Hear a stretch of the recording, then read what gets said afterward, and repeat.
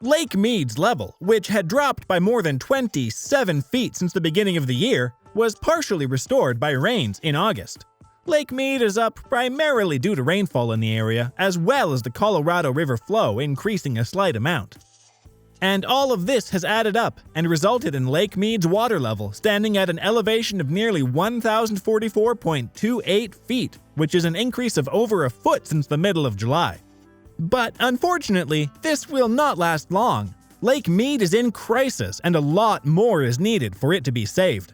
Things like more snow at the Colorado rivers, headwaters, and less water usage are needed for the lake to actually recover. And we wouldn't need just a single year of this. A megadrought has plagued the Southwest for over 2 decades, making this little increase seem like nothing more than a trickle in the world's largest bucket. That's because the spring snowmelt in the Western Rockies is crucial to the region's water resources, whereas the late summer monsoons contribute far less, even in wet years. Rainfall's influence is negligible when weighed against the size of the reservoir.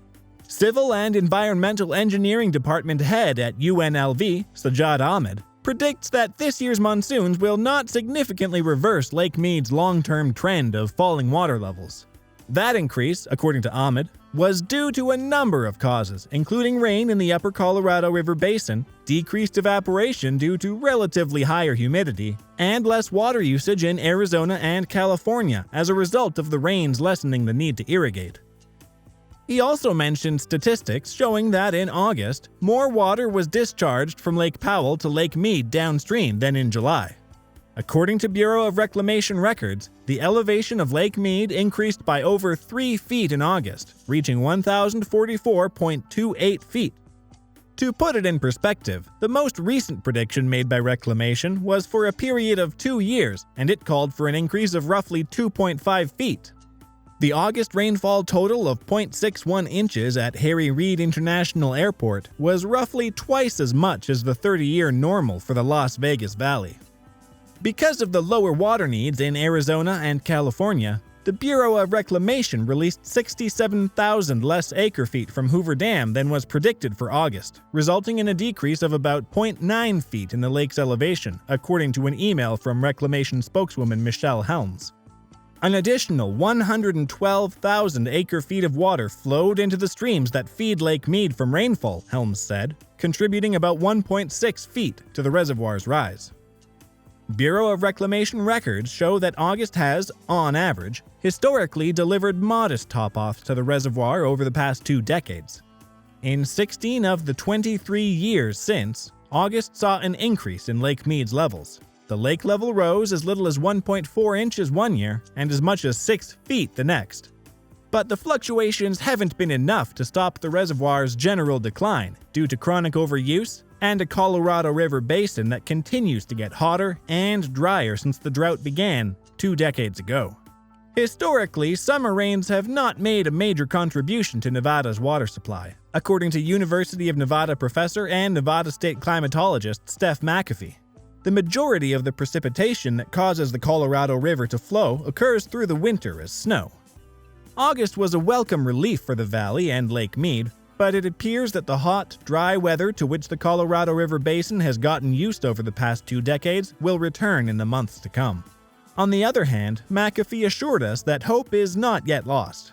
The majority of the upper basin, which includes Utah, Colorado, Wyoming, and New Mexico, is likely to be drier and hotter than normal, with a 40 to 50% likelihood of precipitation being below average, according to the fall forecast from the National Oceanic and Atmospheric Administration. For McAfee, the forecasted high temperatures are more worrisome. Storms in late autumn that would ordinarily bring snow to help build the early snowpack are more likely to produce rain, which will likely evaporate rather than help build the snowpack. If the upper Colorado River Basin experiences another dry winter, I would be quite concerned, McAfee says. About 170 feet of elevation have been lost from Lake Mead's surface since the year 2000. Based on the Bureau of Reclamation's most recent forecasts, the lake level is expected to fall by another 30 feet to 1,013.7 feet by July 2024. Since those predictions were made, Nevada and Arizona have had to implement yet another round of water restrictions.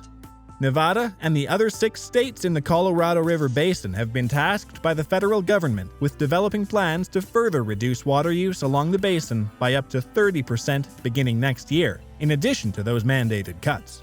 However, these discussions have not resulted in any concrete agreements as of yet. It's likely that the lake would need several years to recover from this multi-decade-long drought, which has been battering its water levels. Overall, it's likely that the small gains we've seen will be gone by the end of the month, and the lake will continue to fall. Hope you enjoyed our video. If you did, hit the like button and subscribe to our channel. Also, share with us your thoughts about Lake Mead rising. Do you think there are any other reasons to it? Until then, we'll see you in the next video.